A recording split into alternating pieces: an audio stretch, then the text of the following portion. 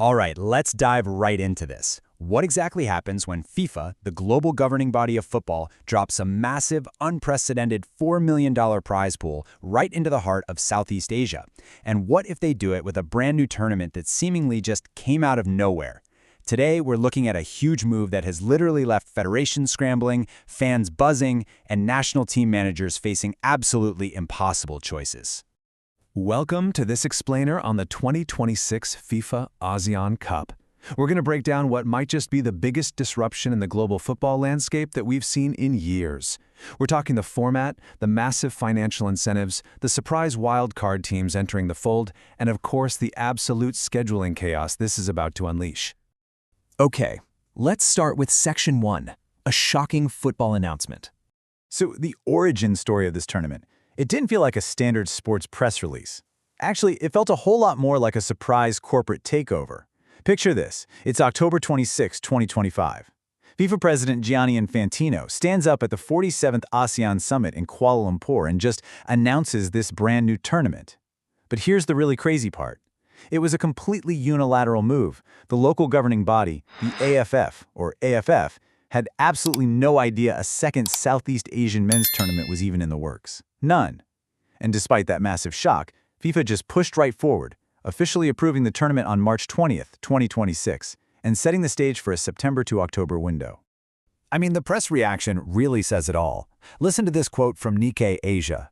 Unilaterally initiated by FIFA, the ASEAN Football Federation, prior to the announcement, was unaware of a plan for a second Southeast Asian men's tournament. They were caught totally off guard. Keep in mind, the AFF has been running their own really successful regional championship since 1996. So for FIFA to just step in and unilaterally drop a rival tournament onto the calendar, that's a massive power play. Which brings us to Section 2, the tournament blueprint. Let's look at exactly how this thing is structured. So FIFA is inviting 14 teams to play, but they're not all fighting for the exact same trophy. The competition is actually split into two distinct tiers based on FIFA World Rankings. Division 1 is the big leagues here. It features the top 8 teams split into 2 groups of 4. And this is expected to be hosted by Indonesia, a country with an absolutely electric, passionate football fan base. Then you've got Division 2, featuring 6 lower-ranked teams split into 2 groups of 3, with Hong Kong serving as the expected host. But right here is where the format gets truly ruthless. Listen to this. There are no semifinals. You heard me right. You play 3 to 4 round-robin matches in your group, and only the group winners advance directly to the final. The runners-up immediately get bumped to a third-place classification match. So, what does that mean? It means every single group stage match carries immense weight. There is literally zero room for error if you want to lift that trophy. All right, moving on to Section 3, following the money. Let's talk about the real game changer here, the prize pool. If you want to understand why national federations are taking this so seriously, despite how shocked they were by the announcement, you just have to follow the money. We are talking about a totally unprecedented $4 million total prize pool. The Division 1 champion takes home a staggering $1 million, and even the Division 2 champion walks away with $300,000.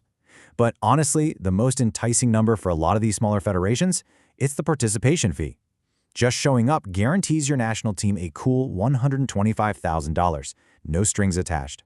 To put that kind of cash into perspective, let's contrast it with a traditional regional tournament, currently known as the Hyundai Cup.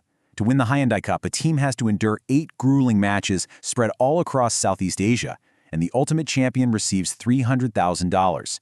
Now look at the new FIFA ASEAN Cup. You only have to play a maximum of 4 matches, all in one single host country, and the Division 1 winner gets $1 million. Less travel, half the games, over 3 times the payout. It's a massive financial leap that these federations simply can't ignore. Let's roll into Section 4. Enter India and China, expanding borders. You see, FIFA isn't just throwing money at Southeast Asia. They're actually redrawing the regional map entirely. They've invited nations from completely outside the traditional borders, specifically India, China, and Hong Kong. Now make no mistake, this isn't a geography lesson, it's a strategic business move. They are targeting the world's 2 most populous nations to massively boost the tournament's commercial value. But it actually makes sense competitively too. Take India, for example. They're ranked 136th in the world, which makes them a really close match for Southeast Asian heavyweights like Thailand at 93 or Indonesia at 122. So you're building a highly competitive environment where matches won't just be totally one-sided. And India is absolutely jumping at this opportunity. M. Satyanarayan, the Deputy Secretary General of the All India Football Federation, put it plainly, saying, India has accepted FIFA's invitation and signed the participation agreement. It's a no-brainer for them. Indian football desperately needs consistent, high-quality international fixtures, especially after missing out on qualifying for the 2027 Asian Cup.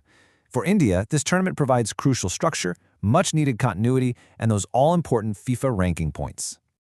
Finally, let's look at Section 5, the calendar clash, and the resulting scheduling chaos. All this money and excitement?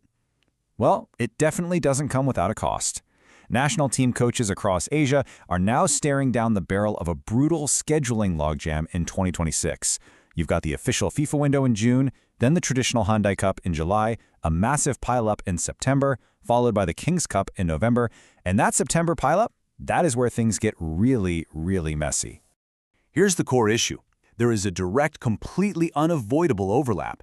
The Asian Games, known as the ASEAN, usually features a nation's under-23 squad and runs from September 19 to October 4th in Japan. Meanwhile, the newly minted FIFA ASEAN Cup runs from September 21st to October 6th. Yup, they are happening at exactly the same time. Federations and head coaches are literally being forced to split their focus and their best players. To really grasp the pressure here, let's look at one specific manager. Take Vietnam's head coach Kim Song-sik. He is technically responsible for managing both the senior national team and the U23s. Well, he obviously can't be in two places at once, right? He has to make a choice. And given that $1 million prize pool and the fact that the FIFA ASEAN Cup offers crucial ranking points to help prepare for the 2027 Asian Cup qualifiers, it's highly likely he's going to prioritize the FIFA tournament and just leave his assistant to manage the Asian Games. It's a real headache for these managers. But, it's easy for us to get lost in all the boardroom drama and scheduling headaches. On the ground, fans are actually super excited. I love this comment from a user on the r/soccer subreddit. If they actually get the production value right and don't schedule it during a random weekday at 3 a.m., this could be genuinely entertaining. And they hit the nail on the head. The format is incredibly fast-paced, the stakes are ridiculously high, and tossing teams like India and China into the mix brings a totally fresh dynamic to these old regional rivalries. If FIFA nails the execution, supporters are absolutely here for it. Which brings us to one final provocative question based on everything we've looked at today. Is the FIFA ASEAN Cup, with its $4 million prize pool and expanded borders, the ultimate blueprint to modernize regional football and raise the competitive bar? Or, by unilaterally bypassing local federations and totally steamrolling the schedule, is it simply a hostile takeover of a beloved regional tradition? Whatever your take is, one thing is for sure, Asian football is never going to be the same. Thanks so much for joining me on this explainer, and I'll catch you on the next one. So, did you find today's explainer useful? Then definitely drop a like, share it out, and subscribe to join the family. Tell us, what should we explore next? Stay well.